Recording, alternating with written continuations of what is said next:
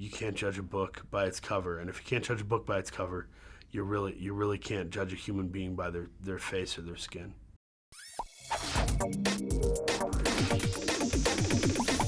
Thank you so much for sitting down with us today. Of course. We are really excited to bring this movie to the big screen at Cineworld Cinemas. So first question is obviously the film is based on true events. Were you aware of the events? Like, do you remember them? Obviously, you were quite young, but do you remember them happening? Yeah, I was, I think, 9.5 when this happened, somewhere in '96. So my memories are very sort of distant. You know, I might have heard of it, but couldn't speak to the situation at all. It was only when I watched the footage and read the Vanity Fair article that the film's based off of. That was when I sort of did the deep dive and went, oh my gosh, this actually happened. And, and then other stories like the Central Park 5 case or, the West Memphis 3. There are these classic cases of government officials or police officials or what have you trying to fit a narrative and then forcing those contextual clues into pieces of, circumstantial evidence. All right, Richard, here's what we're going to do. We need a voice exemplar. I want you to say into this phone, there's a bomb in Centennial Park. You have 30 minutes. And so what attracted you to wanting to play this role and kind of portraying this character? And also, how did you get the role? Like, how did you first become involved with the film? Some things you can't deny. Sometimes things just come across your path and you go, okay, well, this is fate.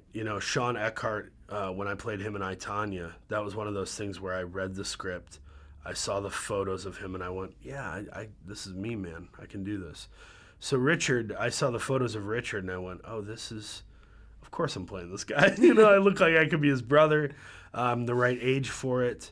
And I think Clint just had a good instinct and said, this is the guy. So there was no audition process. It was just him having a gut feeling and everyone trusting Clint, which at this point, if he hasn't earned your trust, get out of the room, I guess. And how was it working with him? Oh, it was awesome. Working with Clint's awesome. He's just so grounded in who he is. He's never trying to wow or impress you. He's just being authentic and true to himself, which authenticity is the greatest form of currency in my opinion. Richard, you're a national hero now. Thank you, sir. But I was just doing my job. Move away from the tower! Obviously, this film is based on real people. Obviously, Richard's no longer alive, sadly, but were you able to speak to any of the people who are still around, sort of real-life characters? Yeah, I met his mother. I met Richard's mother, Bobby, and Watson Bryant, who Sam Rockwell plays, and it was a treat to meet the people who really knew him intimately, because they sort of just affirmed all the things that I either assumed or knew from the screenplay. And it was very emboldening to have them sign off on me. Getting Bobby Jewell's sign off almost meant more than Clint's, because, it's his mother. The movie's got to be such a mind warp for her. I can't imagine. Stop trying to be their best friend. I was raised to respect authority. Authority's looking to eat you alive. There's a bomb in Centennial Park. You have 30 minutes. I'm sorry, what? So, in general, audiences, what do you hope that they will take away when they leave the cinema after having seen this film? I hope people leave Richard Jewell feeling some love and sorrow for him, forcing themselves to look at situations through a different scope, different lens. And I hope that the movie spurns good conversation, because it is in hindsight. We can't do anything about it now. All we can do is learn from the mistakes made by ourselves or other people, and know that you can't judge a book by its cover. And if you can't judge a book by its cover, you really can't judge a human being by their face or their skin. Did he do it? Richard Jewell is an innocent man. He's a hero. There is a bomb in Centennial Park. You have 30 minutes. One more time, just a little louder. I report the facts. You've ruined this man's life.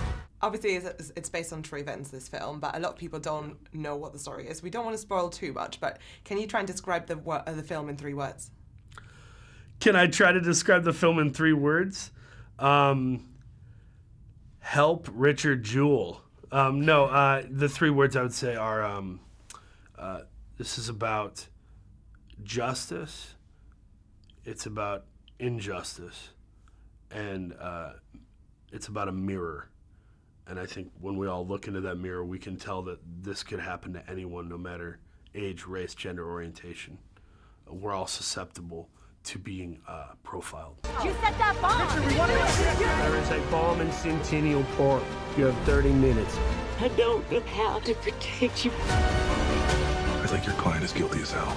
And then final question, obviously we're a cinema chain, so one question we like to ask everyone that we speak to is, to you personally, what is your favourite part about seeing a film in the cinema environment? Oh, movie theaters are like a church to me. They're holy ground. I adore them.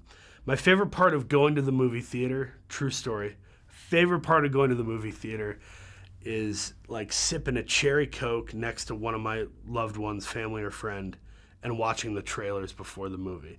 And when the trailers are so good that you forget what movie you're seeing, that's a cool little moment. They want to fry you. You ready to start fighting back?